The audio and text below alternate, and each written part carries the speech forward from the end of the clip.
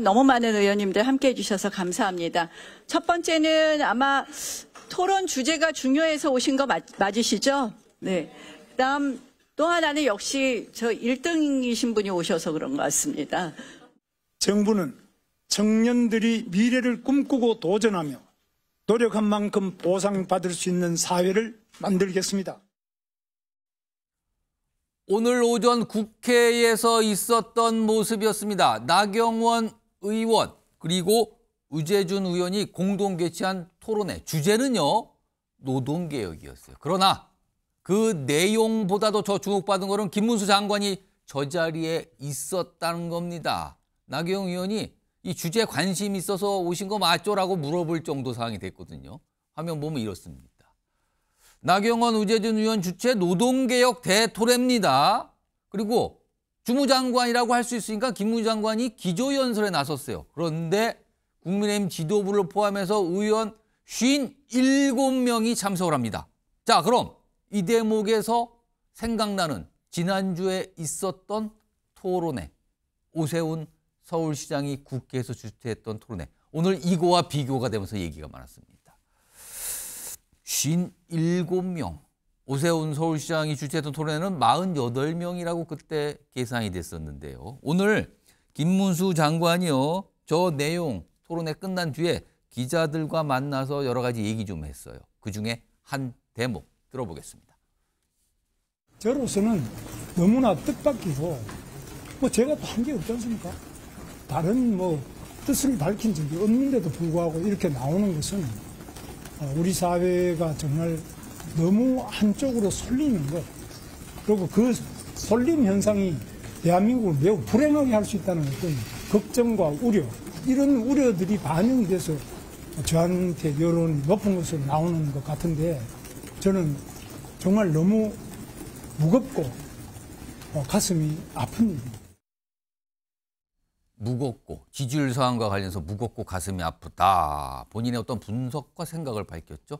자, 이 내용 지금부터 두 분 모시고 깊숙하게 좀 들어가 보겠습니다. 김철원 경일대 특임 교수 자리하셨고요. 강성필 민주당 부대변인 나와 계십니다. 안녕하십니까? 안녕하십니까? 우선 김철원 교수님, 지금 앞서서 오늘 토론의 모습, 그다음에 김문수 장관의 얘기까지 다 시청자들에게 전해드렸는데, 지난 10일 오세훈 서울시장 주최 행사 때보다 더 많은 여당 의원들이 왔어요. 이번에는 절반이 넘어가는 숫자예요. 108명 절반이 넘어가는 숫자가 오늘 왔습니다. 당시에는 절반에 조금 못 미쳤거든요. 근데 그때 12일 행사는 오세훈 시장이 주최하는 행사. 오늘 행사는요, 김문수 장관이 주최한 게 아니었어요. 여당 의원들이 주최한 토론에 기조연설하러 온 건데 저 정도 인원이 몰린 거. 이거 어떻게 봐야 되는 겁니까? 일단 나경원 의원이 5선이신데 예. 22대 국회에서는 산업자원축소벤처위원회거든요. 예. 그렇기 때문에 오늘 개최한 노동개혁 대토론회하고는 조금은 상임위하고는 직접적인 연관성은 없어요. 그렇기 때문에 저는 나경원 의원이 나름대로 어떤 정치적 경험이 많다 보니 나름대로 그냥 김문수 장관을 위해 김문수 장관 언론의 조명을 받을 수 있도록 나름대로 좀 판을 깔아주는 오늘 토론회는 김문수 장관 맞춤형 토론회를 연 거 아니냐 이렇게 보시는 거예요? 김문수 장관을 위해서 언론의 조명을 좀 받을 수 있도록 예. 판을 좀 깔아주는 걸로 보이고요. 왜냐하면 이게 지금 민주당 이재명 대표 같은 경우에는 탄핵이 인용될 것을 기정사실화해서 예. 지금 조기 대선 행보를 하고 있거든요. 예. 하지만 국민의힘 같은 경우에는 윤석열 대통령과의 여러 가지 정치적 관계 때문에 예. 지금 어떤 이 상황을 조금 지켜봐야 되는 그런 상황이거든요. 그런데 만약에 탄핵이 인용이 되게 되면 조기 대선이 60일 이내에 치러지게 되고요. 그렇습니다. 그렇게 되면 선거 기간이 23일이기 때문에 후보자 선출을 한 달 안에 이루어져야 되거든요. 예. 굉장히 속전속결로 이루어져야 됩니다. 2017년 박근혜 전 대통령 때 보면 홍준표 후보가 그때 21일 만에 선출이 됐거든요. 예. 그렇기 때문에 아마 지금 나름대로 아마 조금 정치 경험이 많은 우리 나경원 의원의 이런 중진 의원들은 나름대로 조금 이 대선을 좀 준비해야 되는 거 아니냐. 대선을 준비해야 되는 거 아니냐. 절대로 조기 대선 얘기는 안 하지만 준비해야 되는 거 아니냐. 그렇게 되면 이제 나머지 국민의힘 의원들도 나름대로 조금 대선 주자급에 해당하는 사람들에 대해서는 약간 눈도장 찍기에 조금 쇼핑도 좀 있을 수 있고요. 그러면은 지난번에 오 시장이 주최한 거예요. 이건 오 시장 직접. 그 토론회, 국회의원 토론회는 48명. 오늘은 57명. 7명입니다. 이 숫자의 의미는 뭘까요? 김문수 장관이 현재 여론조사 1위고요. 아, 1위니까 더 2위입니다. 예. 그래서 더 많은 의원이 간 것 아무래도 같다. 김문수 장관에 대해서는 아무래도 지금 탄핵 반대 당론이 있고요. 예. 그다음에 국민의힘에서도 보면 탄핵 반대에 대한 그 여론조사 굉장히 높게 나오고 있거든요. 예. 그렇기 때문에 아무래도 김문수 장관에 대해서 훨씬 더 많이 모였지 않을까. 또 이 김문수 장관에 대해서 나름대로 눈도장도 찍지만 또 유력한 1위 후보기 때문에 나름대로 힘도 실어주는 그런 의미도 있지 않았을까 이렇게 보입니다. 강승필 부대변인. 네. 그러니까 국민의힘은 당 입장이 탄핵 반대예요. 네. 그러나 이 탄핵 반대와 조기 대선은 같이 갈 수가 없는 거예요. 그러니까 국민의힘 의원들은 그 얘기를 같이 절대로 하지 않습니다. 네. 그러나 오늘 김문수 장관 행사, 장관이 초청을 받은 행사에 저렇게 많은 여당 의원이 몰렸다는 건 말은 못하지만 뭔가 속으로는 생각하고 있다 이렇게 봐야 될까요? 그럼요. 요즘 그 유행하는 영화 있잖아요. 제목 말할 수 없는 비밀. 이게 뭡니까? 그러니까 말씀하셨듯이 예. 국민의힘 의원들도 사실 윤석열 대통령의 탄핵 심판의 결과가 어떻게 나올지 아직 100% 확신할 수는 없지만 예. 그럼에도 불구하고 만약 대선이 인용이 된다고 하면 대선은 이루어질 것이고 그렇게 되면 당연히 우리가 미리서 준비를 해야 되는 것 아니냐. 그리고 또 본인들의 정치 생명을 어떻게 연장해 나갈까라는 고민 끝에 어쨌든 대선 후보에게 우리가 속된 말로 줄을 선다고 해야 되는데 그런 차원에서 어쨌든 지금 여권에서 가장 그 지지를 많이 받고 있는 분이 김문수 장관 아니겠습니까? 그렇습니다. 그렇게 되면 숫자가 모든 걸 말해주는 거잖아요. 어쨌든 가장 객관적인 거기 때문에. 이게 그런 지지율 결과 나온 게 지금 꽤 됐어요, 기간이 지금. 맞습니다. 사실 최초에 이런 결과가 나왔을 때는 본인도 그렇고 예. 다른 분들도 그렇고 뭐 이러다 말겠지 예. 라는 어떤 막연한 생각이 있었는데 이게 윤석열 대통령의 지지율이 올라가고 또 이 강성 지지층을 통해 가지고 어떤 탄핵 반대 집회 열기가 더 후끈 달아오르면서 규모도 커지고 있기 때문에 이 지지율이 계속 가고 있는 거예요. 예. 앞서 우리 김철현 교수님께서 말씀하셨지만 어느 정도 격차가 많이 벌어지면은 이 단기전에서는 이게 상당히 엎어치기 어렵습니다. 예. 그렇기 때문에 김문수 후보 장관이 만약에 조기 대선에서 국민의힘의 대선 후보가 될 가능성이 지금 현재는 높기 때문에 예. 어쨌든 와서 얼굴 도장을 찍으려고 하신 분들이 많을 것이다. 하지만 제가 얼마 전에 오세훈 서울시장이 지방분권 개헌 토론회를 했을 예. 때 46명인가 48이었습니다. 왔을 때 제가 그랬잖아요. 적게 왔다고 했지 않습니까? 적게 온 거다 그건. 제가 적게 왔다 그랬어요. 오. 왜? 어쨌든 간에 국내의힘 의원이 108명이나 됐는데 절반이 안 됐단 말이에요. 절반이 조금 안 됐어요. 네. 그래서 저는 사실 이 나중에 이제 또 홍준표 만약에 지사가 이 관련된 행사를 또 개최하잖아요. 지사 아니고 시장이. 시장. 그러면 더 많은 분이 올 겁니다. 그때 또 숫자가 얼마냐? 네. 왜냐? 그때 만약에 더 많은 수가 안 오면 안 할 겁니다. 자신이 없으면. 그런데 예를 들어 민주당에서 이재명 대표가 어떤 출정식과 관련된 그런 의미를 지닌 행사를 한다고 하면 토론회만 민주당 열었다. 170여 명 의원들 몇 명 오겠습니까? 거기 다 갑니까? 한 85% 이상은 올 겁니다. 그렇기 때문에 제가 그래서 오세훈 시장이 조금 그렇게 많이 온 것 같진 않다라고 평가절하했던 이유가 여기 있는 것이고 김문수 장관이 어쨌든 1위를 달리고 있기 때문에 오세훈 시장보다 조금 우위에 있는 것이 아닌가 그렇게 평가할 수 있겠습니다. 두 분 말씀 가만히 들어보니까 정치는 숫자다. 예. 약간 이런 말씀을 하신 것 같은데 오늘 김문수 장관이 또 다른 질문도 받았어요. 그리고 설명을 좀 하죠. 본인과 관련돼 있는 내용이었습니다. 들어보시죠. 저는 대한민국의 가장 밑바닥 재단 보조, 미싱 보조 공장에서 7년 이상 공장 생활을 하고 가장 어려운 지역이라는 우리 부천 소사에서 국회의원도 제가 3번 했고요. 경기도에서 제가 도지사도 2번 했고 사회 가장 밑바닥에서부터 가장 남들이 하고 싶어하는 자리까지 해봤는데 이 약자를 보살피는 것이 공직자의 첫 번째 직분이다. 이 점을 잊은 적이 한 번도 없고 저는 그렇게 살아왔다고 생각합니다. 김철현 교수님, 지금 다른 대선 주자, 여권의 대선 주자에 비해서 표의 확장력이 떨어진다는 얘기가 나오는데요. 라는 질문에 저렇게 설명을 하거든요. 김문수 장관의 아주 구체적으로 중도표에 대한 호소력 또는 중도표 확장력, 이거 어떻게 판단하세요? 일단은 그거는 조금 나중에 따져봐야 되겠지만 아마 중도 확장성이 가장 높다는 분은 지금 오세훈 서울시장 정도로 지금 평가되고 있거든요. 예. 그렇기 때문에 아마 만약에 조기 대선이 치러진다면 당내 경선에서 나름대로 아마 오세훈 시장에 대한 견제구가 아닐까. 아, 지금 이게. 나름대로 이제 중도 확장성이 있다. 왜냐하면 지금 아무래도 너무 이제 탄핵 반대 예. 탄핵 반대 여론을 등엽고 일단 1위를 하고 있기 때문에 나중에 본선에 갔을 때는 중도 확장성이 떨어진다는 평가가 계속 나오고 있거든요. 그래서 그런 부분에서는 아마 당내 경선에서 오세훈 시장만큼의 중도 확장성이 있다는 부분을 얘기하는 것 같고요. 그럼 오늘 저 발언은 상당히 좀 고심 끝에 준비를 미리 한 분위기가 느껴집니까? 그렇습니다. 그런데 이제 본인이 그동안 살아왔던 어떤 인생의 스토리를 얘기하고 있는데 예. 사실 김문수 장관 같은 경우에 경기도지사 2번 했거든요. 예. 어떻게 보면 경기도지사 시절에 그 리즈가 좀 있습니다. 리즈 시절이 좀 있고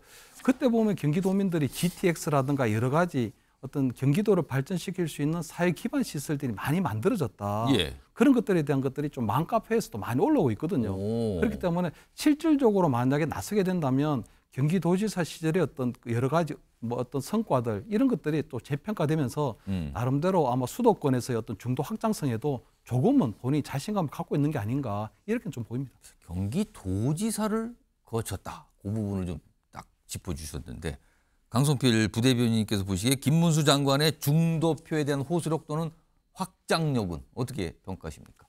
일단 기본적으로 만약에 김문수 고용노동부 장관이 예. 국민의힘의 대선 후보가 된다고 하면 예. 여러 가지 분야에서 어쨌든 인지도가 상승할 겁니다. 그렇게 된다고 하면 중도표도 사실 어느 정도 확장은 되겠지만 이게 민주당의 후보를 꺾을 만큼의 확장성이 있느냐에 대해서는 의문이 있는 거죠. 왜냐하면 사실 지금 김문수 장관이 혼자서 그냥 밖에 나가면 얼마나 사람들이 알아볼까요? 저는 알아보는 사람 별로 없을 거라고 생각합니다. 왜냐하면 김철현 교수님께서 말씀하셨지만 한때는 김문수 장관이 나름의 리즈 시절이 있었습니다. 예. 근데 너무 좀 세월이 흘렀어요. 이건 상당히 좀 고령이십니다. 그리고 두 번째로는 그나마 이분을 아시는 분들이 경기도지사 때 유명한 일화 있지 않습니까? 소방관한테 전화해서 나 도지사인데 간등성명 요구하지 그 않습니까? 얘기를 또 아시는군요. 네. 예. 그때 제가 조금 젊었을 때인데 지금으로 따지면 2030이었는데 예. 그때 제가 너무 꼰대스럽다 좀 그런 생각을 했었거든요. 예. 그리고 마지막으로 최근에는 알려진 게 뭐냐?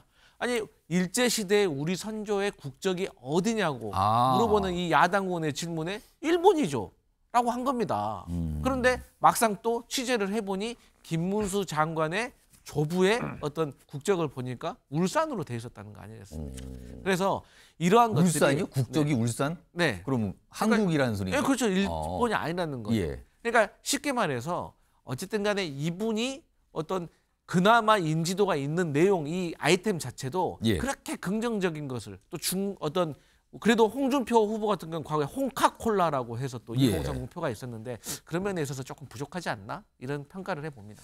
일단 오늘 국회에서 확실히 가장 큰 주목을 받은 인물은 김문수 장관이었어요. 그런데 오늘 같은 날이잖아요. 오늘 이분들도 목소리를 내셨는데 느낌 많은 분들이 하시기에 저도 있습니다. 약간 이런 분위기로 말한 거 아니냐는 평가를 좀 받았거든요. 2명의 인물이 얘기를 했습니다. 들어보시죠.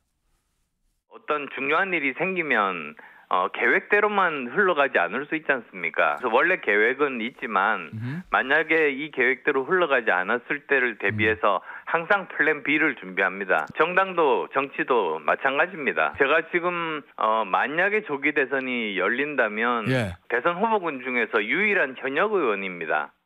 저는 선거 관련해서는 절대 상관해 본 적 없고요. 그래서 지금 나라가 위태롭기 때문에 국가를 지켜야 된다, 나라를 지켜야 된다, 그 심정만 말씀드리겠습니다. 자, 이 두 분 관련된 얘기 좀 해보죠. 우선 강성필 부대변인, 안철수 의원. 네. 지금 조기 대선이 만약에 열리면 대선 후보군 중에 제가 유일한 현역 의원이다. 이 얘기를 굳이 오늘 꺼낸 얘기는 뭘까요? 그야말로 본인이 다른 대선 후보들과의 앞설 수 있는 게 그거라고 생각을 했나 보죠. 그러면 일단 저 대선에 관심 많거든요. 이걸 공식적으로 밝힌 거라고 봐야 됩니까? 네, 안철수 의원 같은 경우는 예전에도 그랬고 앞으로도 그럴 것입니다. 대선 출마하실 겁니다.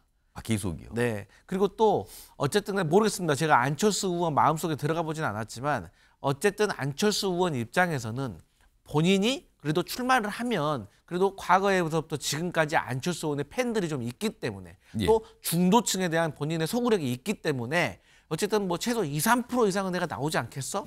라고 하면 어쨌든 본인을 껴안는 후보가 또 대선 후보가 될 수 있다는 또 그런 생각을 하고 그런 과정 속에서 당내에서 본인의 입지를 또 확장시켜 나갈 수 있는 그런 어떤 계산도 할 수가 있는 것이기 때문에 안철수 의원으로서는 나도 대선 후보다라고 저렇게 말씀하시는 거고 자기가 다른 후보들과 비교했을 때는 어쨌든 현역 의원이라는 프리미엄이 있다라는 걸 말씀하시고 싶었던 것 같은데 예. 사실 우리가 한동훈 전 대표가 대표에 출마했을 때 현역이냐 아니냐는 당대표 입장에서 좀 중요했지만 굳이 또 대선 후보 입장에서는 물론 현역 의원이면 더 좋겠죠. 안 좋을 건 없지만 예. 그런 데서 지금 그렇게 차별화된 경쟁력은 아닌 것 같다. 이렇게 말씀드릴 수 있겠습니다. 제가 유일한 현역 국회의원이거든요. 다른 분은 현역 국회의원 아니잖아요. 이 얘기를 강조를 했네요. 김철현 교수님. 네. 지금 여권에서 거론되는 인물 그리고 여론조사에 주로 등장하는 인물들 보면은 제가 쭉 이름만 좀 불러보겠습니다. 김문수, 오세훈, 한동훈, 홍준표 등등등 그리고 여권으로 간주가 되는 뭐 이준석 이 정도 주로 거론되는데 혹시 제가 지금 거론하지 않은 인물 중에 만약에 조기 대선이 열린다면 도전을 그러니까 출마를 할 거로 보이는 다른 인물은 누가 좀 있습니까? 일단 뭐 원희룡 전 장관도 이제 워밍업을 시작한 것 같고요. 예. 왜냐하면 그 원희룡 전 장관 같은 경우에도 꾸준히 아마 그 지난번에도 뭐 대선 후보 경선에 나왔고 예. 또 윤석열 정부에 들어와서는 나름대로 국토교통부 장관을 맡아서 나름대로 선전을 했거든요. 예. 다만 이제 지난 총선 때 약간의 정무적 오판으로 굳이 이재명 후보하고의 어떤 이 바로 본선전을 할 필요가 없었는데 예. 그때 아마 그때 이재명 후보하고 아마 그 대결을 피하고 아마 다른 곳에서 했다면 아마 지금 좀 더 나은 아마 정치 위상이 될 텐데 아마 원희룡 전 장관이 좀 예상이 되고요. 또 방금 이제 우리 화면에 나오는 그 이철우 경북지사 같은 경우에도 아마 출사표를 던질 가능성이 크거든요. 지금 오늘은 뭐 조기 대선 이런 거 생각 안 합니다고 했지만 일단 김문수 장관이나 아무래도 이철우 지사 같은 경우에는 윤석열 대통령과의 어떤 정치적 입장이 있기 때문에 예. 아마 탄핵 심판을 끝까지 지켜보고 난 이후에 아마 본인이 아마 정치적 거취를 결정할 가능성이 높은데 예. 경북지사 같은 경우는 이철우 지사 바로 전임자가 김관용 전 지사였습니다. 예. 근데 그분도 보면 2012년도에 결국은 우리 국민의힘 그때는 아마 새누리당이었는데 새누리당의 대선 후보 경선에 나서게 되거든요. 왜냐하면 아마 유정복 인천시장도 아마 그런 생각을 할 수도 있는데 유정복 인천시장이나 이철우 경북지사처럼 광역단체장들은 사실 대선에 뛰어들면서 본인의 어떤 정치적 위상이라든가 어떤 무게감을 더할 수도 있는 부분이 있거든요. 예. 왜냐하면 경북의 도민들도 보면 이철우 지사가 그래도 국민의힘의 대선 후보 경선에 뛰어들었다. 예. 아마 차기 대통령 후보감이다. 이런 것들은 본인의 아마 내년에 있을 지방선거에서도 상당히 유리한 위치를 점할 수도 있는 거거든요. 예. 그렇기 때문에 아마 그런 여러 가지 정치적 이해득실까지도 계산하고 아마 나서지 않을까 이렇게 보입니다.